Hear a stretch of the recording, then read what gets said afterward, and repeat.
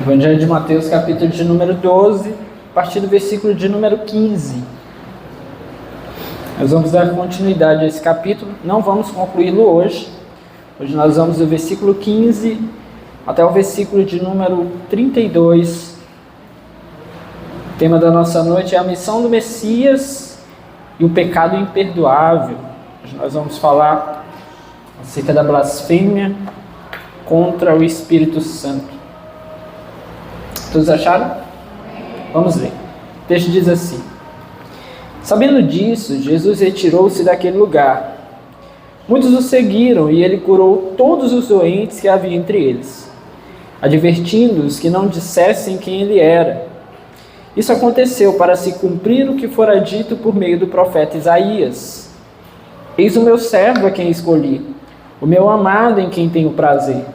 Porei sobre ele o meu espírito, e ele anunciará a justiça às nações. Não discutirá nem gritará. Ninguém ouvirá sua voz nas ruas. Não quebrará o caniço rachado, não apagará o pavio fumegante, até que leve a vitória à justiça. Em seu nome as nações porão sua esperança. Depois disso, levaram-lhe um endemoniado que era cego e mudo, e Jesus o curou, de modo que ele pôde falar e ver. Todo o povo ficou atônito e disse: Não será este o filho de Davi?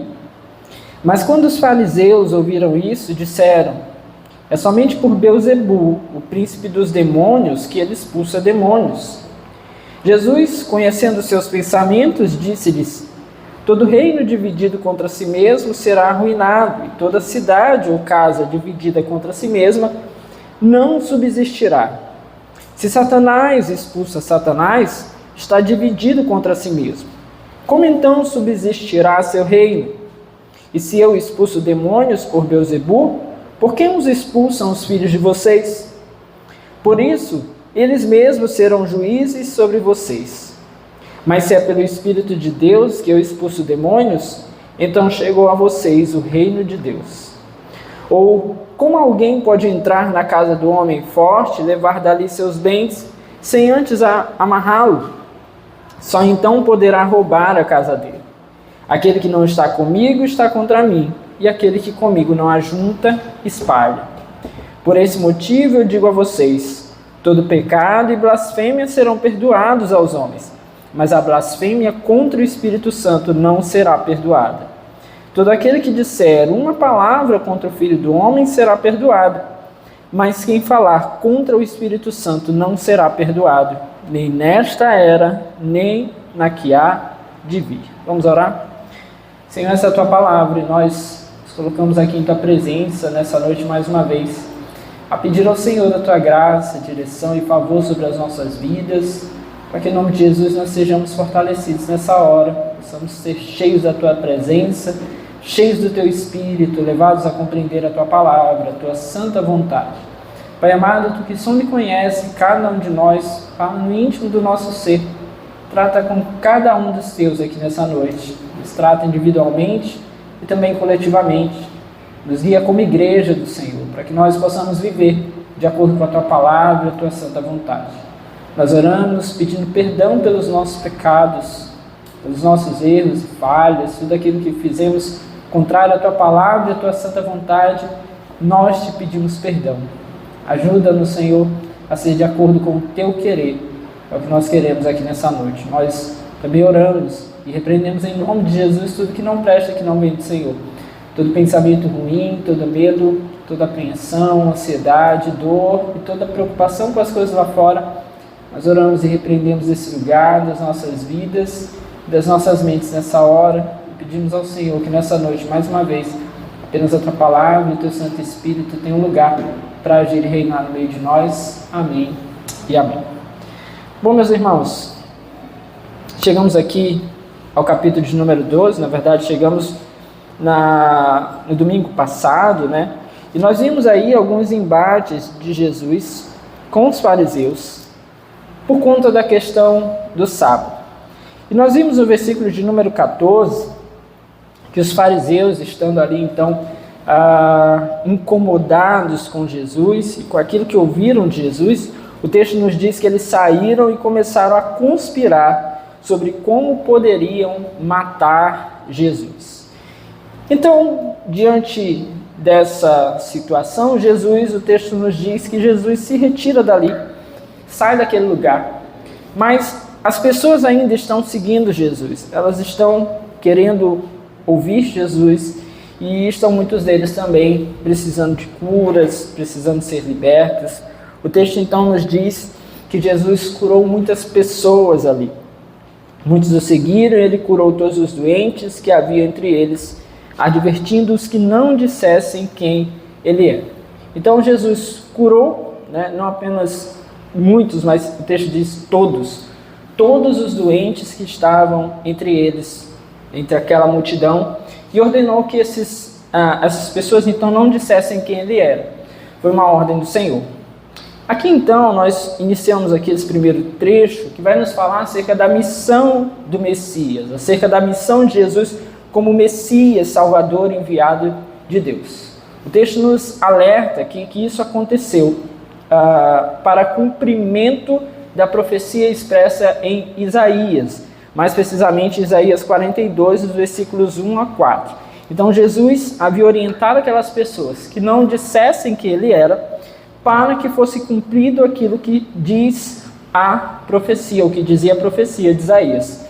Mas nós vamos compreender um pouco melhor esse texto e nós vamos ver que, além de não dizer quem Jesus era, o texto de Isaías, em especial, vai falar muitas coisas aqui acerca do Messias, que para nós são coisas que são importantes a gente relembrar, refletir, e compreender acerca da pessoa de Jesus. Quanto Jesus, enquanto Messias enviado de Deus, era bem diferente das outras pessoas, dos outros religiosos daquele tempo, O que fazia de Jesus, então, ser alguém muito além dessas pessoas. O primeiro aspecto aí, ainda não está no texto de Isaías, mas está aí nos primeiros versículos, os versículos 15 e 16, o texto vai nos mostrar que o Messias, ele tem poder, mas ele não é orgulhoso, ele não é altivo, Então nós lemos que Jesus curou ali todos os doentes e os orientou a não dizer quem ele era. Então, meus irmãos, Jesus ele nunca utilizou das curas que ele realizou para fazer uma espécie de propaganda acerca de si mesmo. As obras que Jesus fazia, as obras de Deus feitas por meio de Jesus, não estavam ali de nenhuma forma querendo fazer com que Jesus tivesse alguma publicidade sobre ele. Ele não queria ali que as pessoas pudessem notá-lo simplesmente como alguém que estava realizando milagres. Então Jesus não buscava orgulho, Jesus não queria publicidade, assim é o Messias de Deus. O diferencia dos demais, porque Jesus não buscava ali ter algum olhar sobre ele e demonstrar algum tipo de orgulho. Pelo contrário, a palavra nos diz que ele se esvaziou de si mesmo. Outra coisa que o texto nos diz é que o Messias é servo, mas ao mesmo tempo ele é amado de Deus. Veja o versículo 18. Aí já o texto de Isaías, Eis o meu servo, a quem escolhi, o meu amado, em quem tenho prazer. Olha como é diferente. Jesus é servo do Pai, mas ele não é apenas um servo, ele é o amado, ele é o deleite do Pai. O Pai tem prazer nele, se satisfaz nele. É muito além de um servo. Então, isso diferencia Jesus dos outros que faziam qualquer coisa e até daqueles que faziam em nome de Deus. Jesus é o Messias enviado de Deus. Ele é o servo, mas ele é o alvo do amor de Deus. Ele é o motivo do deleite do Pai.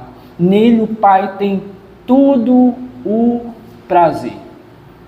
Veja que se você chefia alguém, você consegue coordenar alguém num trabalho e essa pessoa o serve de alguma maneira, ainda que seja no trabalho, nos moldes que nós temos nesse tempo,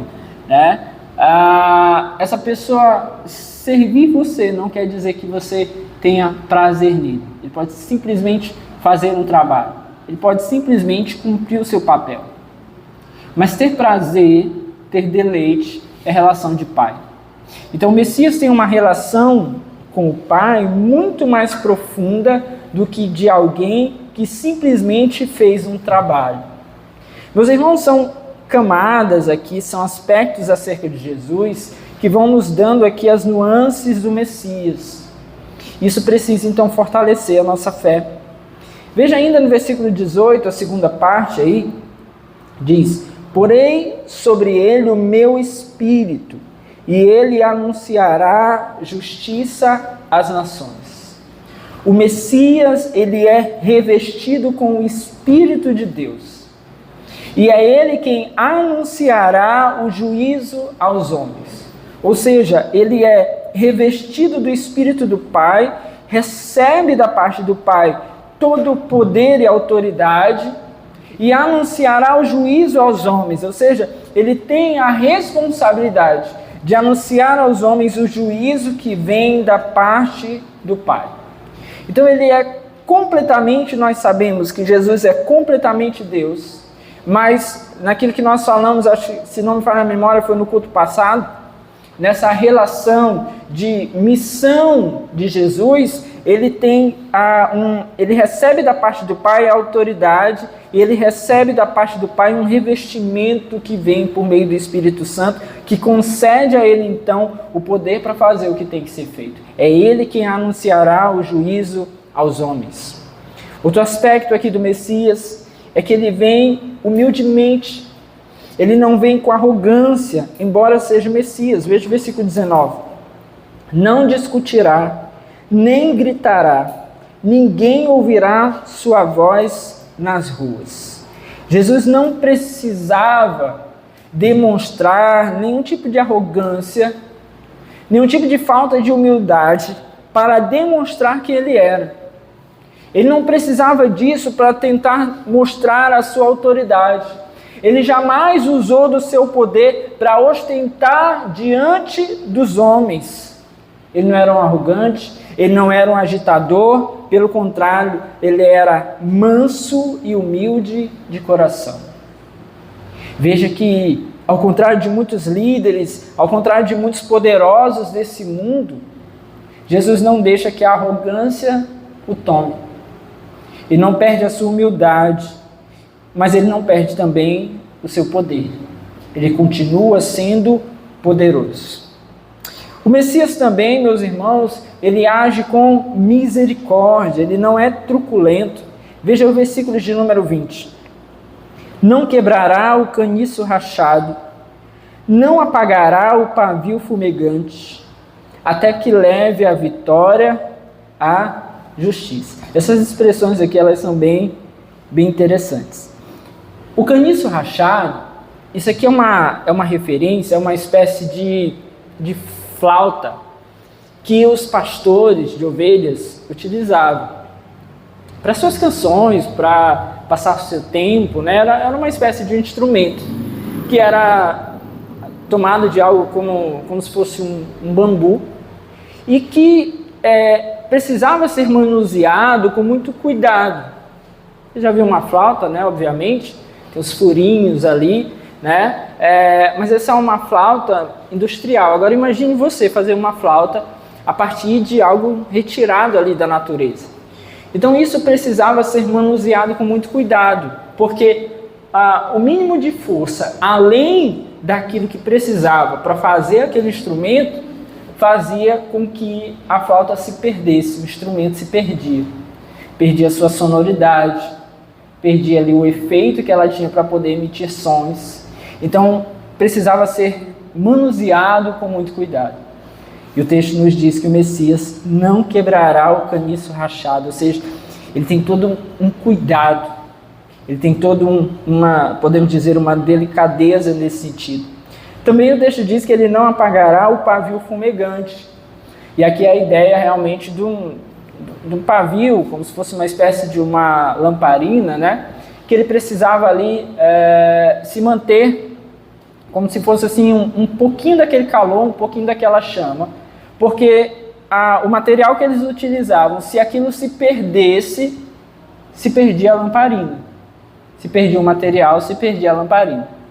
Então também precisava de todo um cuidado no manuseio daquele instrumento ali, para que ele pudesse se manter, né? O pavio fumegante pudesse se manter.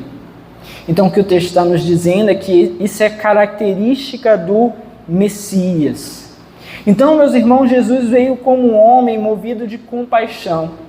Ele não estava disposto a descartar nem os homens mais quebrados, os piores homens do povo de Israel.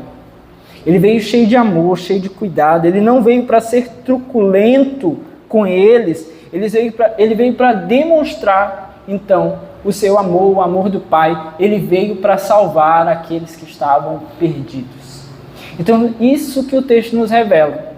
Que Jesus vem e, como Messias enviado de Deus, ele ainda não está cumprindo o seu papel de juiz.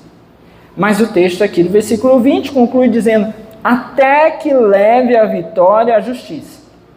Ou seja, o dia que a justiça de Deus for satisfeita, o dia que a justiça de Deus for consumada, né, que chegar o dia do Senhor, né, não que não esteja consumada na cruz, mas quando chegar o dia do Senhor, que o texto nos chama então de vitória da justiça, nesse dia ele agirá como juiz.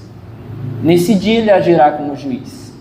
Mas até que chegue o dia em que o Senhor agirá como juiz perfeito, ele age como um Messias Salvador, com todo o cuidado para resgatar até os homens mais quebrados, até os mais difíceis, até os mais complicados, até aqueles que a gente considera quase como perdidos completamente. O Senhor age para resgatá-los, age para salvá-los. Que maravilha é o Messias! O texto também nos mostra que o Messias, ele é, por fim, a esperança das nações. Versículo 21. Em seu nome, as nações porão sua esperança. Ou seja, quem deseja salvação deve ir até Jesus. Não há salvação fora de Jesus. Ele é a esperança e ele é a única esperança das nações. Enquanto as nações procuram nos homens, em líderes, em força política, em força bélica, ter algum tipo de domínio, algum tipo de sobrevivência nesse mundo, buscam na tecnologia, o texto nos diz que ele é a esperança das nações. Que se alguém deseja salvação, precisa ir até Jesus, precisa ir até o Messias enviado de Deus. Então o texto nos mostra que, a priori, a missão do Messias e as suas características, né? As peculiaridades, então, do Messias.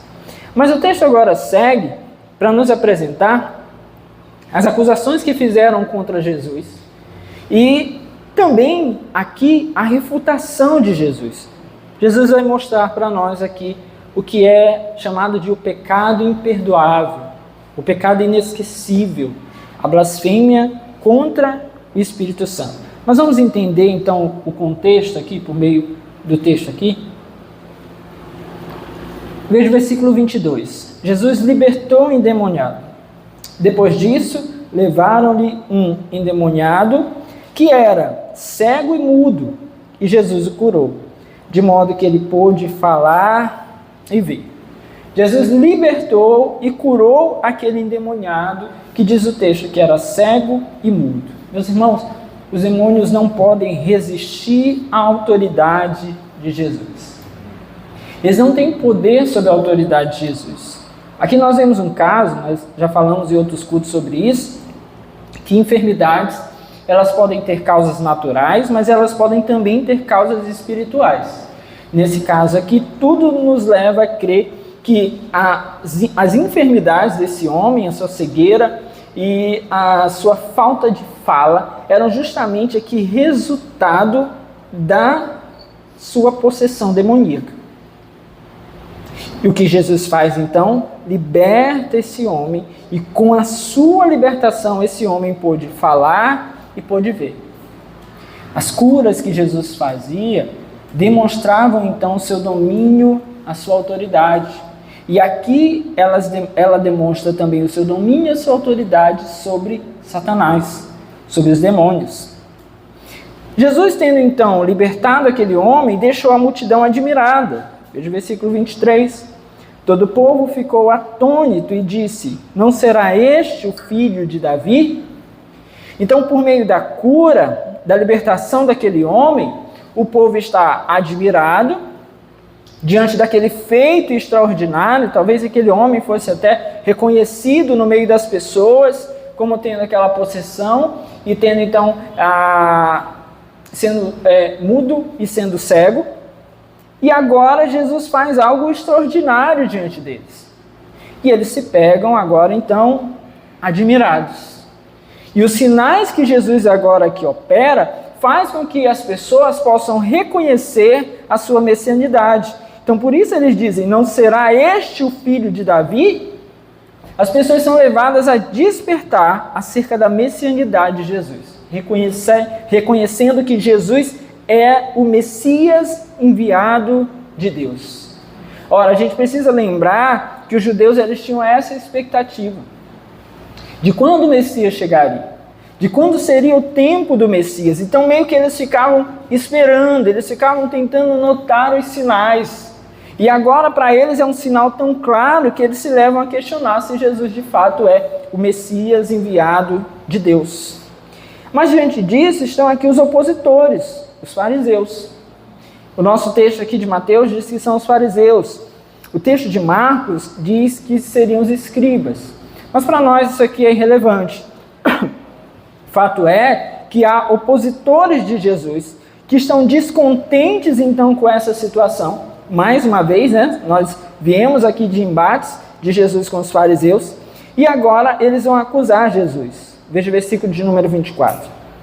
Mas quando os fariseus ouviram isso, disseram: é somente por Beelzebu, o príncipe dos demônios, que ele expulsa demônios. Preste atenção. Eles não estão aqui questionando. Eles não estão aqui se perguntando se talvez fosse algo que não viesse de Deus. Eles estão afirmando. Eles estão acusando Jesus de estar fazendo uma obra por Beelzebu. O que é Beelzebu? Beelzebu é um dos nomes do deus filisteu Baal, que nós encontramos lá no Antigo Testamento. Era uma das expressões. Nós sabemos que Baal, sempre que nós vemos a ideia de Baal, é uma personificação de Satanás, das obras do inimigo. Então o que eles estão falando aqui, em outras palavras, é que Jesus age em nome de Satanás. Acusam Jesus de expelir demônios em nome de Satanás. E acusam aqui com todas as palavras. Ou seja, em vez desses líderes estarem se alegrando com a presença do Messias enviado de Deus, eles se rebelam contra Jesus Cristo, difamam a sua obra, atribuindo então ela a Satanás. Eles estavam tomados de inveja, eles estavam aqui revoltados porque eles se sentiam ameaçados. Nós já vimos nos outros textos anteriores que esses homens conseguiam olhar em Jesus e reconhecer em Jesus a sua divindade. Eles olhavam Jesus e eles reconheciam Jesus como tendo algo divino. Nós já vimos isso nos outros textos. Afinal de contas, eram homens dedicados às Escrituras. Tanto escribas quanto fariseus eram homens dedicados às Escrituras. Então, para eles, é quase incontestável que Jesus seja, de fato, o Messias enviado de Deus. Mas o que os move a essa atitude? Sendo Jesus o Messias enviado de Deus, esses homens perderiam todo o poder, todo o domínio político que eles tinham sobre as pessoas e todas as benesses, todos os benefícios que eles tinham por ocupar essa posição. Então Jesus é para eles um empecilho. Jesus é para eles algo que vai parar os benefícios que eles possuem. Jesus é para eles um ser perigoso. Então o que eles querem fazer? Eles olham o povo reconhecendo ou começando a reconhecer Jesus como o Messias enviado de Deus. E o que eles fazem então? Eles tentam contrariar a mente do povo, acusando Jesus de estar agindo em favor de Satanás, ou pior, por mando de Satanás, debaixo da obra, do domínio, do reinado de Satanás. E eles fazem essa acusação com todas as letras. É esse o contexto aqui. Jesus vai refutar isso então. Jesus refutou aquelas palavras, contando a eles duas parábolas que têm o mesmo significado. Jesus vai contar a parábola do reino dividido e a parábola da casa dividida. Vamos ver aí a partir do versículo 25. Jesus, conhecendo os seus pensamentos, disse-lhes: todo reino dividido contra si mesmo será arruinado, e toda cidade ou casa dividida contra si mesma não subsistirá.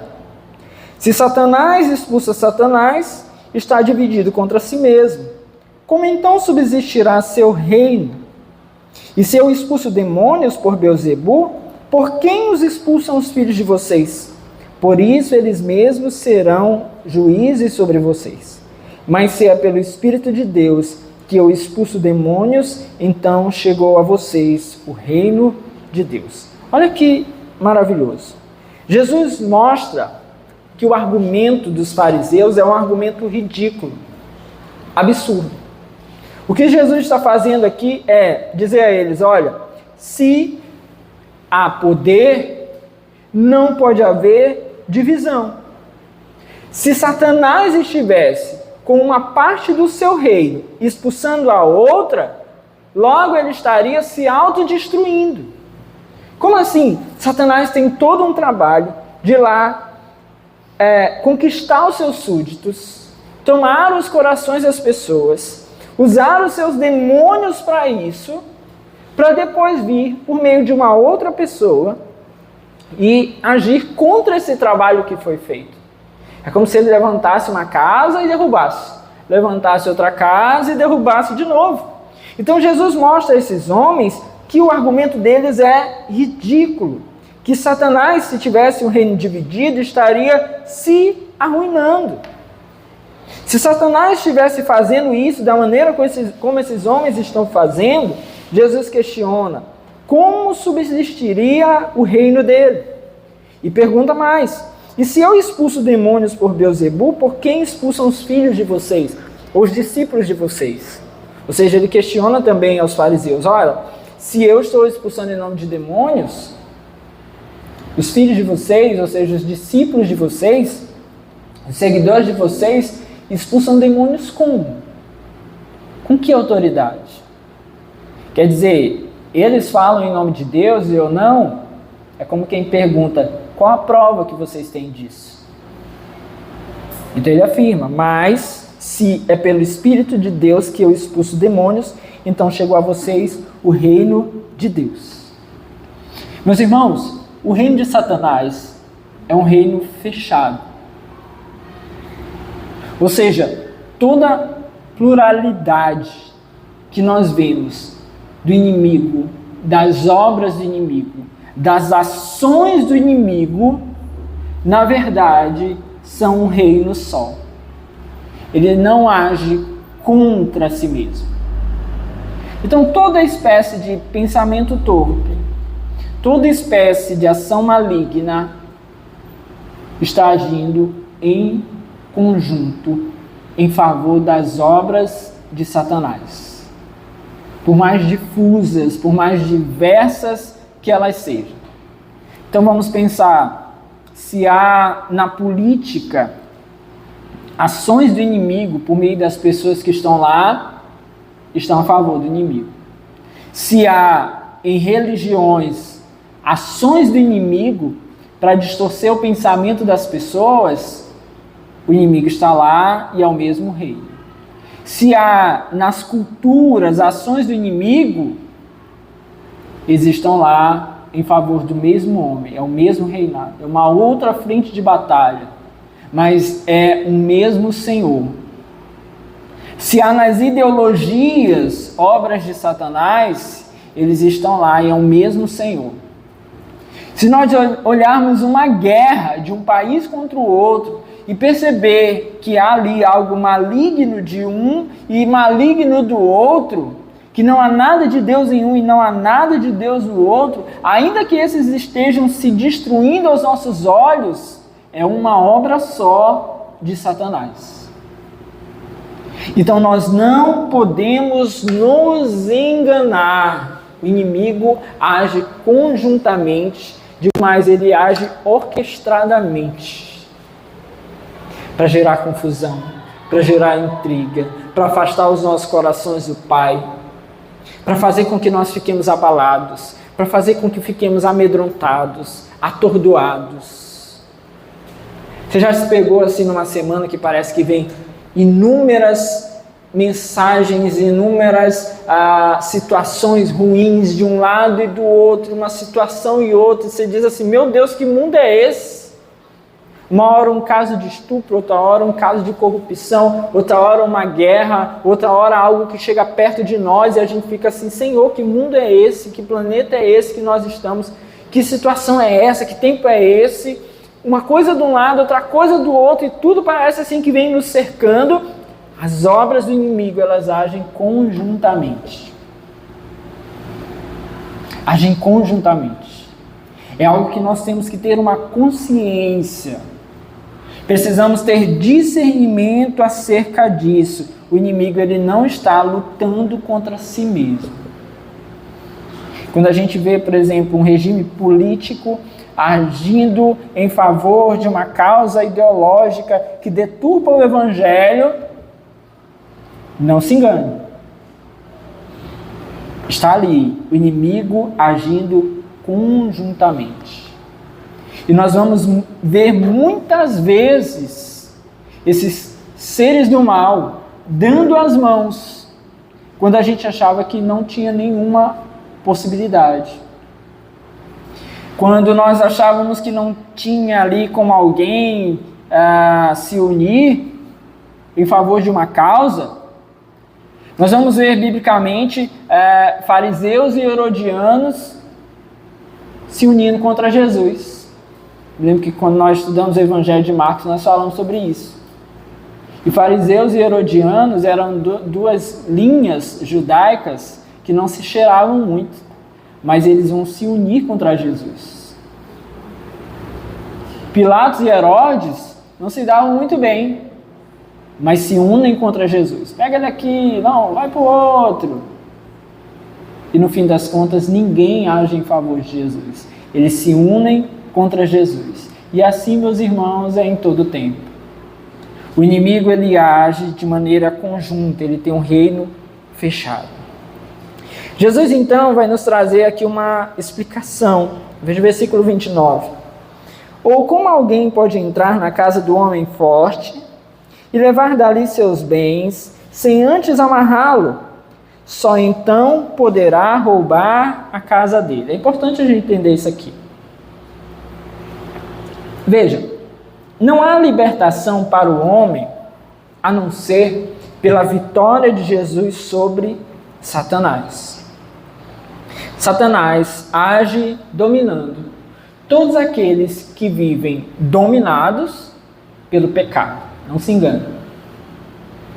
Não tem, todo mundo é filho de Deus. Não. Aqueles que são dominados, são escravos do pecado, são escravos, são servos e filhos de Satanás. Então, para que haja libertação do homem, é preciso que haja a vitória de Jesus sobre Satanás. O que Jesus nos explica aqui é que, em vez de ser um aliado de Satanás, de estar agindo pela força de Satanás, na verdade, o que Jesus está fazendo ele está saqueando a casa de Satanás. e arrancando das suas mãos os cativos. É isso que esse versículo nos diz. Quando o texto fala, ou como alguém pode entrar na casa do homem forte, ou algumas versões dizem aí, na casa do valente, né? Talvez tenha assim na sua versão. Esse valente aqui, ele é Satanás. Então, quando Jesus diz, como alguém pode entrar na casa do homem valente, do homem forte ou do valente, e levar dali os seus bens? O que são os bens de Satanás? São aqueles que ele tem conseguido arrebanhar, que estão presos e mortos nos seus pecados. Mas Jesus diz, como alguém pode fazer isso, tomar isso, saquear essa casa, tomar essas pessoas, tomar esses cativos, sem antes amarrá-lo?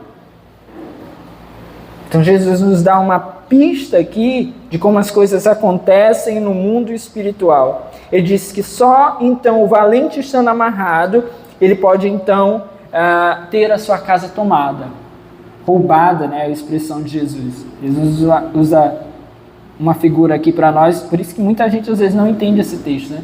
Porque pensa logo que falou roubar, já é algo mal, né? Então não seria Jesus estar roubando, porque Jesus está tomando, saqueando da casa de Satanás.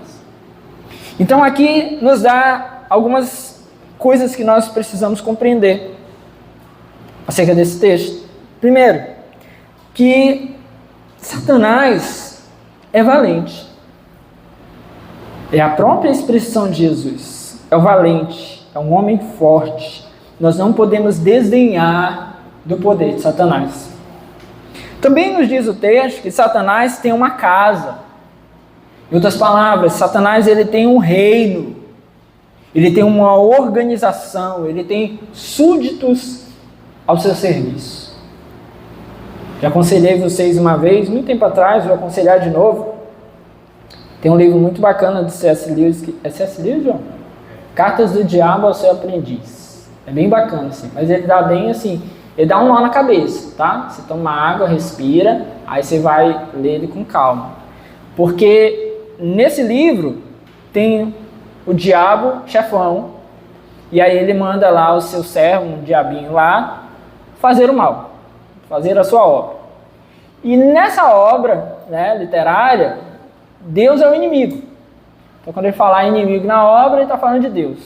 Quando ele falar daquilo que ele está fazendo, né, ele vai falar de um aspecto positivo, vamos dizer assim, né? Mas é uma obra interessante, embora seja uma obra de ficção literária, mas ela é uma obra interessante porque ela nos faz perceber as obras do inimigo em diversos aspectos. Como o inimigo consegue agir em diversos aspectos. É bem interessante. Mas vamos voltar para o texto aqui. Jesus está nos mostrando que Satanás ele tem um reino, ele tem seus súditos. Ele tem aqueles que estão debaixo do seu domínio. E aqui, meus irmãos, são não apenas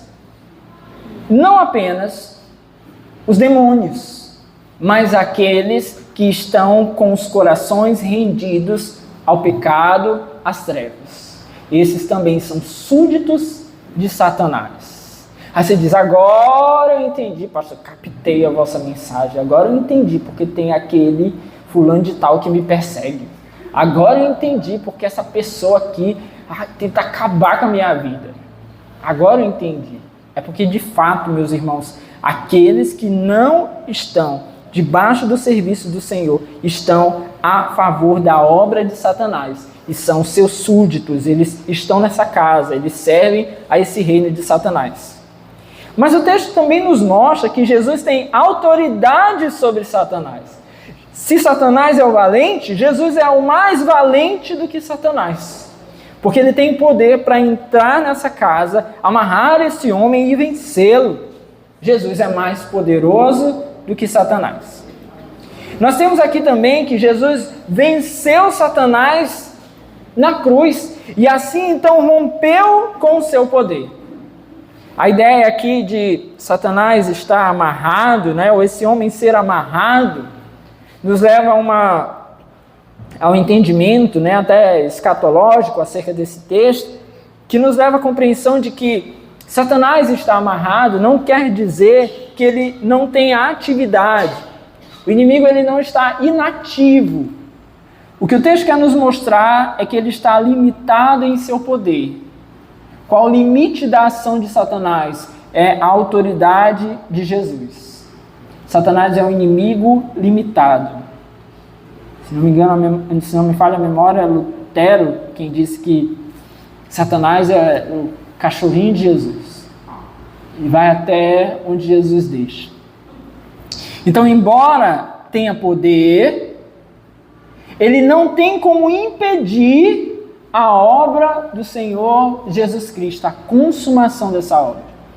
Então nós podemos, meus irmãos, ler a palavra de Deus e crer de todo o coração e estarmos alegres, felizes, contentes que a obra do Senhor Jesus será consumada e o inimigo não conseguirá impedir.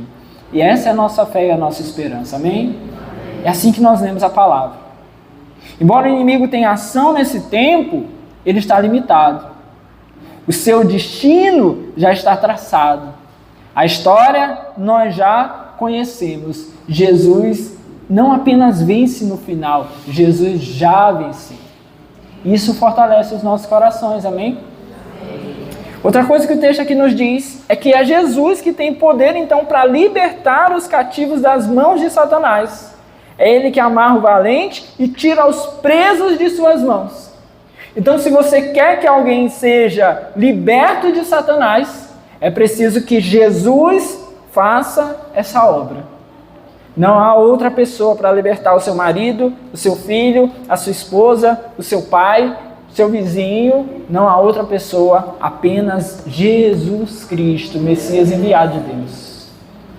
Então, sempre que você precisar orar para que alguém seja de fato liberto das amarras de Satanás, a única coisa a qual você pode recorrer é ao poder do Senhor Jesus Cristo. É Ele que tem esse poder. Bom, meus irmãos, o texto segue, agora no versículo de número 30, ele vai nos mostrar o perigo da neutralidade, o perigo de ser neutro, de ficar em cima do muro. Jesus diz: aquele que não está comigo está contra mim, e aquele que comigo não ajunta, espalha. Uns líderes, né, que gostam de usar esse texto para falar das pessoas com relação à igreja, né? Não, esse texto aqui está falando da pessoa de Cristo. E é o próprio Cristo que fala. É aquele que não ajunta comigo, não é aquele que é contra qualquer coisa da igreja, da denominação. Não é sobre isso. É aquele que não ajunta com Cristo, aquele que não caminha com Ele. Nessa guerra espiritual, meus irmãos, é impossível ser neutro. Não tem um reino intermediário. Não tem um lugar onde a pessoa não é nem de Jesus e nem de Satanás. A neutralidade, nesse caso, representa uma clara oposição a Jesus. Ah, eu sou ateu, mas eu não sou satanista.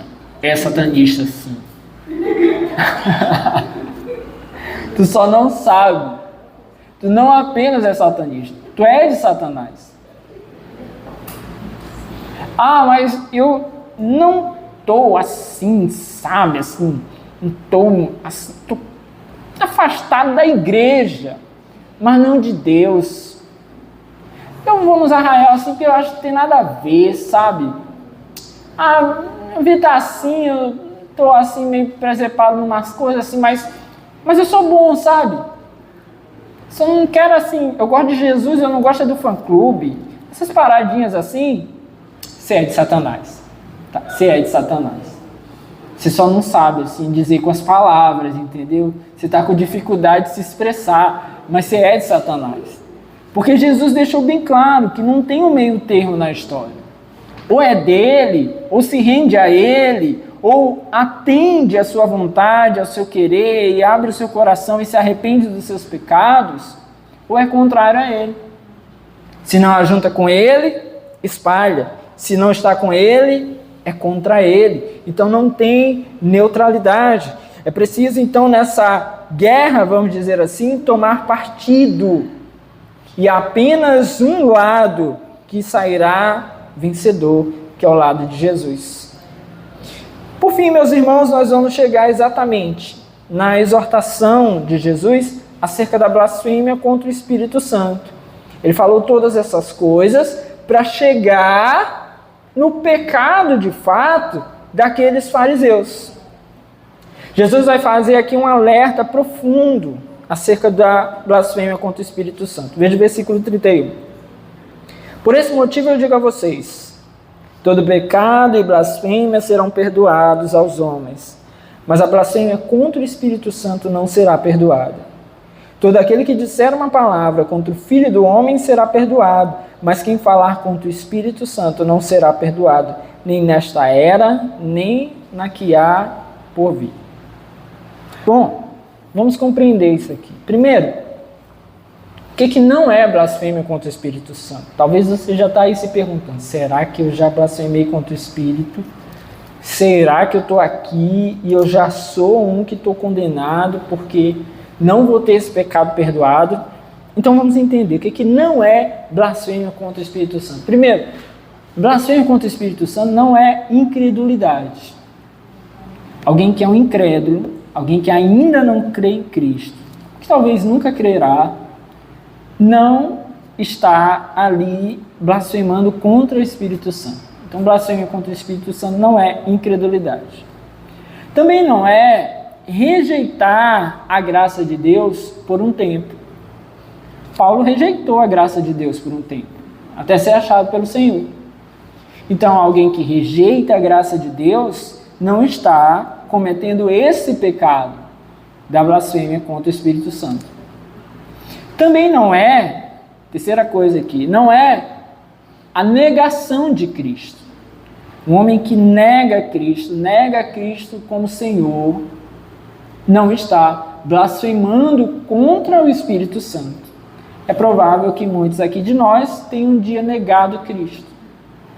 É provável que talvez na caminhada com Cristo, em algum momento nós o neguemos. Assim como Pedro negou Jesus. Mas isso não é blasfêmia contra o Espírito Santo. Vai marcando aí. Opa, escapei dessa. O que não é mais? A blasfêmia contra o Espírito Santo não é a negação da divindade do Espírito Santo. Há pessoas que negam a divindade do Espírito. Há linhas teológicas, por exemplo, que não consideram o Espírito Santo como Deus, como nós consideramos. E ainda que nós possamos considerar que isso é uma falha teológica, que até comprometa a vida espiritual dessas pessoas, mas nós não estamos diante de uma blasfêmia contra o Espírito Santo. Essa pessoa ainda pode se arrepender do seu pecado. Não é uma blasfêmia contra o Espírito Santo. Não é a blasfêmia contra o Espírito Santo os pecados contra o Espírito Santo. Isso aqui é interessante. Porque há alguns pecados, inclusive registrados, todos esses aqui registrados na Bíblia, pecados contra o Espírito Santo, mas que não são em si a blasfêmia contra o Espírito Santo. Quais são esses pecados? Entristecer o Espírito. Você já leu? Que podemos entristecer o Espírito. Não é apagar o Espírito. Nós podemos apagar o Espírito na nossa vida. Como? Com uma vida distante do Senhor. Podemos apagar o Espírito. É um pecado contra o Espírito, mas não é blasfêmia contra o Espírito Santo. Corrigir.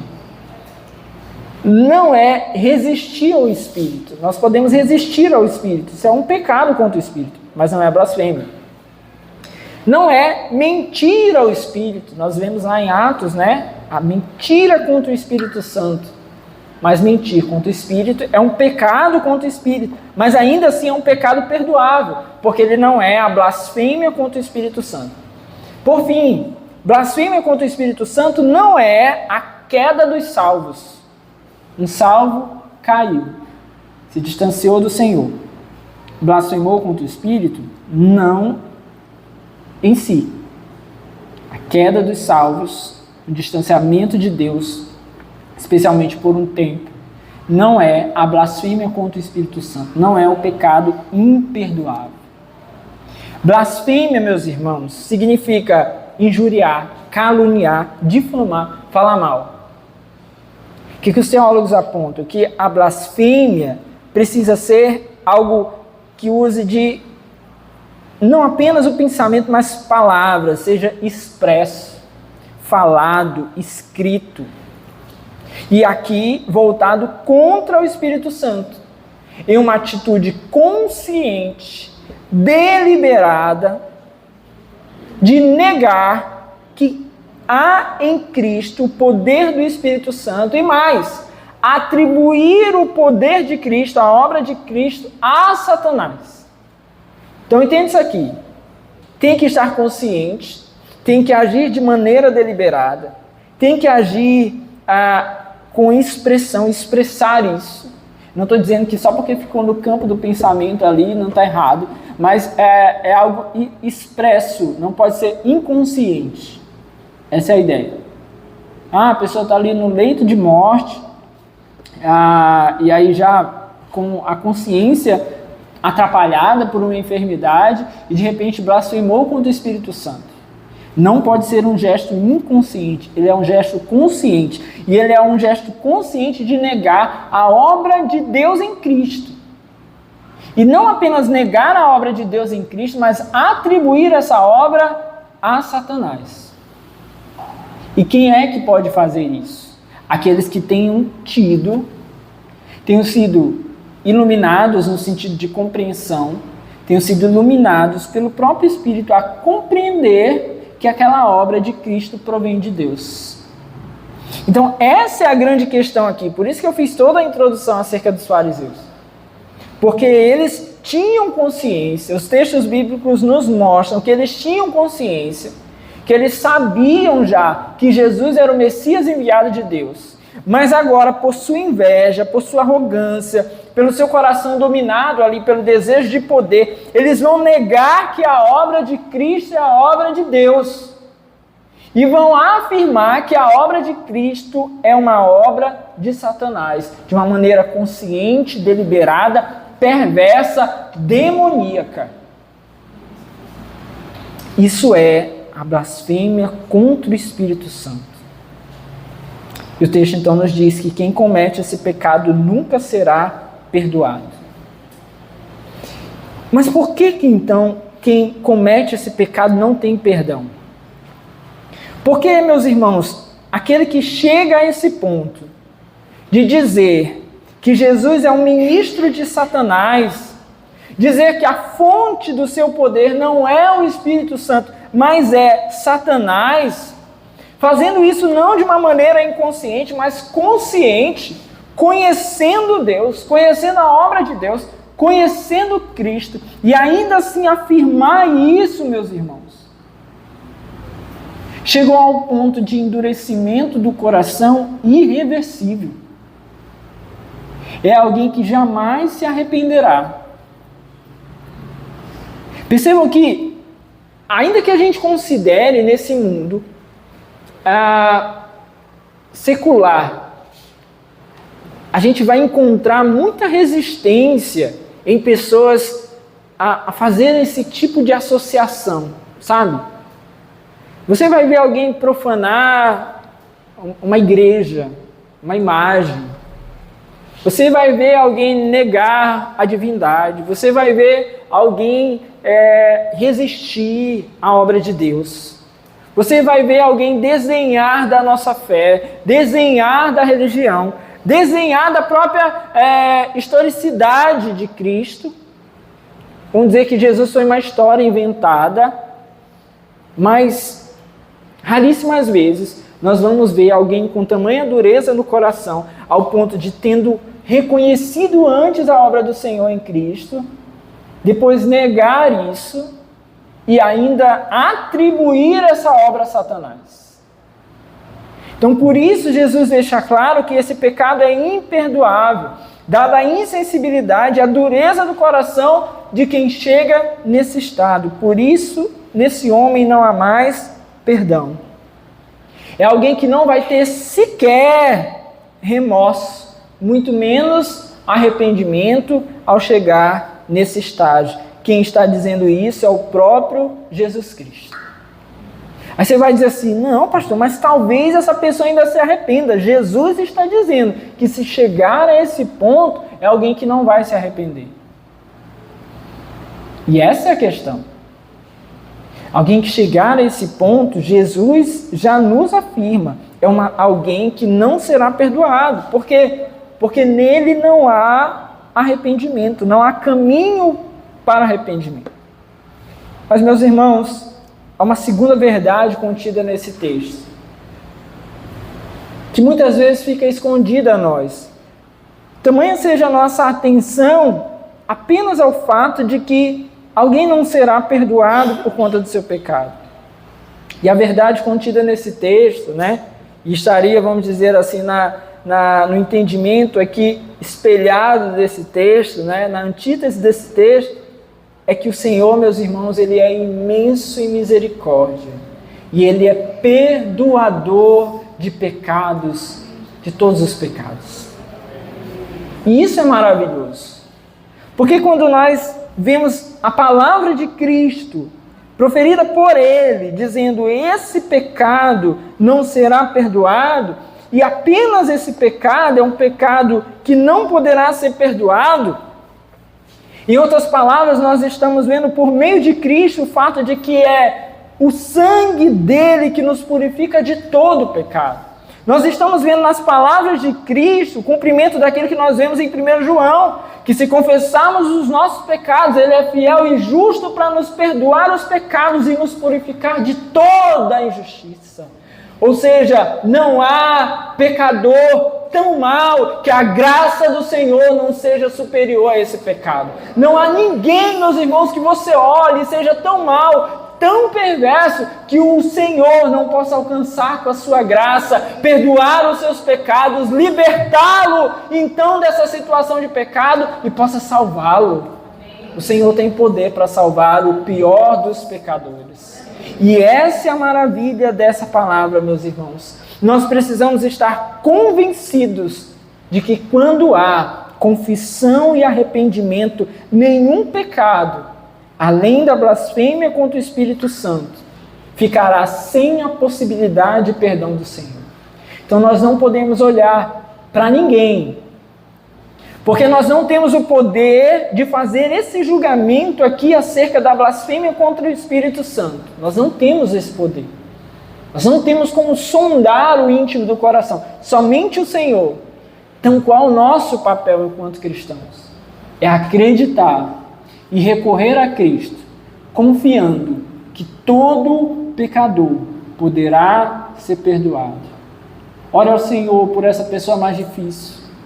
Ore ao Senhor se arrependendo dos seus pecados. Ore ao Senhor crendo em mudança. Confie no Senhor continuamente. Até, meus irmãos, cessar o fôlego de vida de alguém, nós podemos crer que há perdão para o pecador. Porque o Senhor, Ele e somente Ele, tem poder para nos purificar, nos libertar e nos salvar. O poder dele é maior do que o poder do pecado. Amém? Fique de pé no seu lugar, vamos orar em nome de Jesus.